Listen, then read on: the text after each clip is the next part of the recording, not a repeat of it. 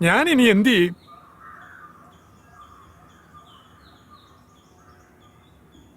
അവളുടെ മുഖത്ത് നോക്കാൻ എനിക്ക് ഭയം തോന്നുന്നു. എന്തോ നഷ്ടപ്പെട്ടതുപോലെ, എല്ലാം കൈവിട്ടതുപോലെ. എടാ, നീ ഇങ്ങനെ നിരാശനായാലോ? പറഞ്ഞത് നോക്കിയാ പരിഹാരമുണ്ട്. നേരോ?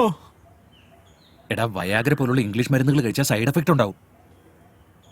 അതുകൊണ്ട് നമുക്ക് ആയുർവേദം കഴിച്ചാലോ? അതാവുമ്പോ സൈഡ് എഫക്റ്റ് ഇല്ലല്ലോ.